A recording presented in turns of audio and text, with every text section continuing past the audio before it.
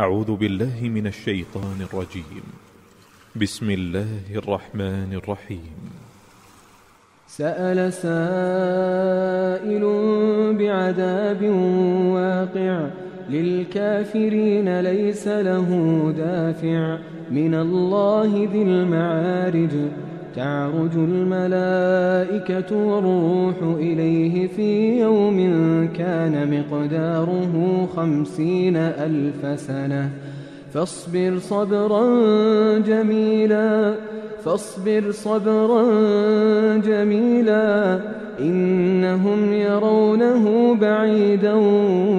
ونراه قريبا يوم تكون السماء كالمهل وتكون الجبال كالعهن ولا يسأل حميم حميما يبصرونهم يود المجرم لو يفتدي من عذاب يومئذ ببنيه وصاحبته وأخيه وفصيلته التي تؤويه ومن في الأرض جميعا ثم ينجيه كلا إنها لظى نزاعة للشوى تدعو من أدبر وتولى وجمع فأوعى إن الإنسان خلق هلوعا إذا مسه الشر جزوعا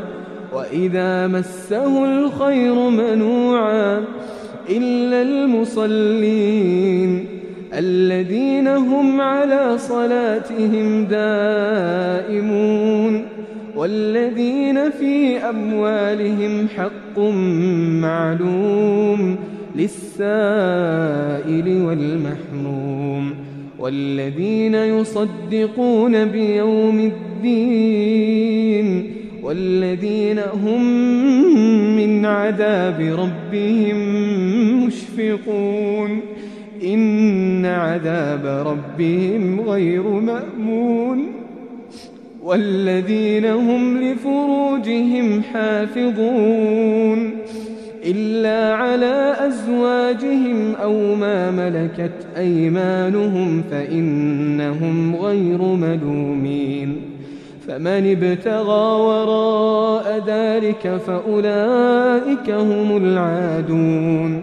والذين هم لأماناتهم وعهدهم راعون والذين هم بشهاداتهم قائمون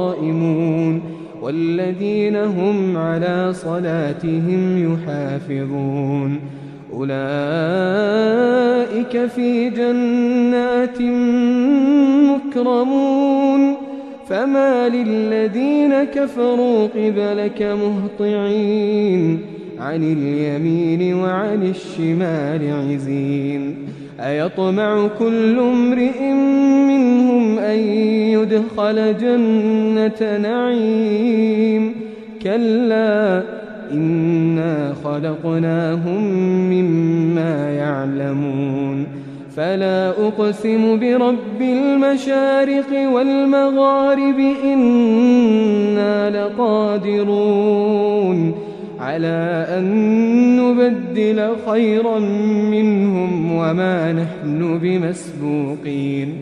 فذرهم يخوضوا ويلعبوا حتى يلاقوا يومهم الذي يوعدون